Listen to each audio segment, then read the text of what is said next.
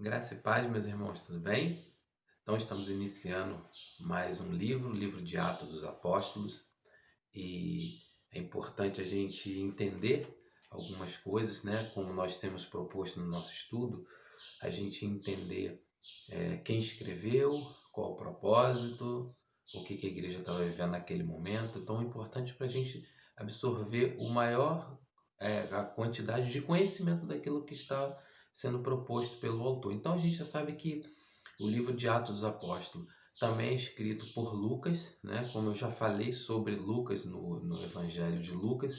Então, temos aqui um autor que, na sua primeira fala, ele diz que fiz o primeiro relato ao Teófilo. Ele escreve para Teófilo, né?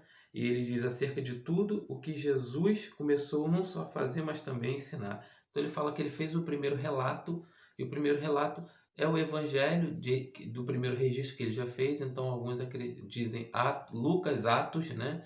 Porque é a seção B do livro do evangelho de Lucas, é a segunda parte.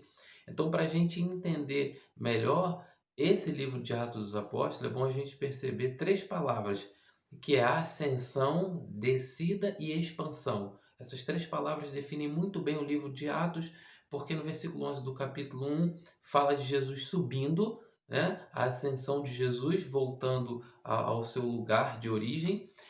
No capítulo 2, a descida do Espírito Santo, e a partir de então a expansão da igreja.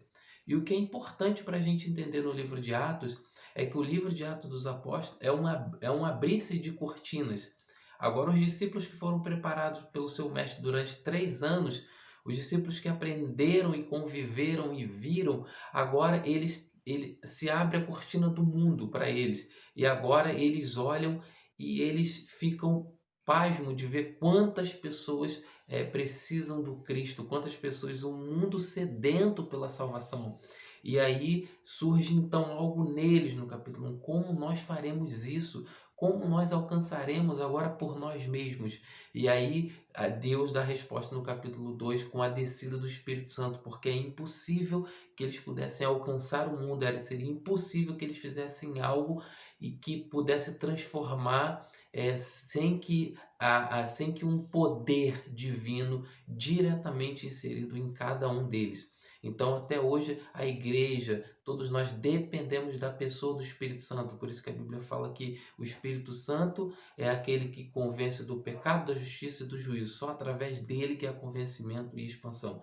A expressão que muito se usa em Lucas é que a palavra de Deus crescia e se multiplicava por causa dessa pessoa do Espírito Santo. Porém, o livro de Atos dos Apóstolos, é importante que nós, como vimos, qual é o propósito da escrita dele. Sim, se os evangelhos, o propósito era evidente a pessoa de Jesus Cristo, o que nós vemos no evangelho no livro de Atos não é um livro para declarar sobre os apóstolos, os Atos dos Apóstolos, apesar de carregar esse nome, porque você vai ver que a partir do capítulo 15 poucos são citados, só dois, 9 deles já não são mais citados, são poucos citados.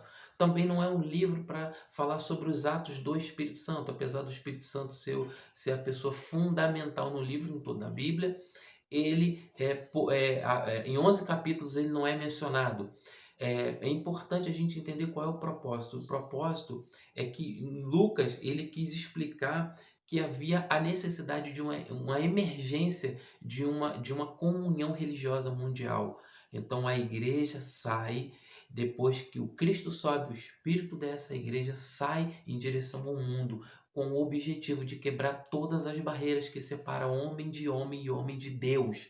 Então o propósito final, o propósito da igreja é quebrar todas as barreiras. Então a igreja vai por Samaria, por isso que a ordem é que ela vá. No versículo 8 do capítulo 1 diz: No entanto, recebereis poder ao descer sobre vós o Espírito Santo, e sereis minha testemunha, tanto em Jerusalém, e como na Judéia, Samaria e nos confins da terra.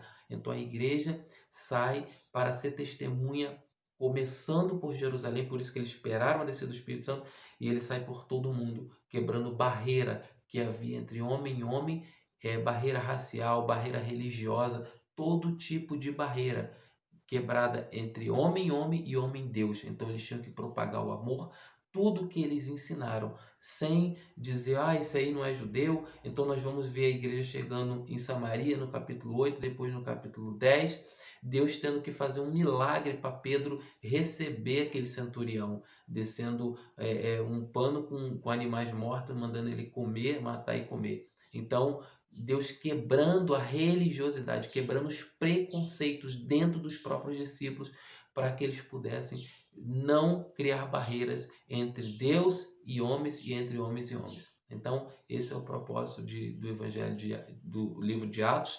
Então, vamos estudá-lo e vamos extrair o melhor desse livro fantástico. Deus abençoe, em nome de Jesus.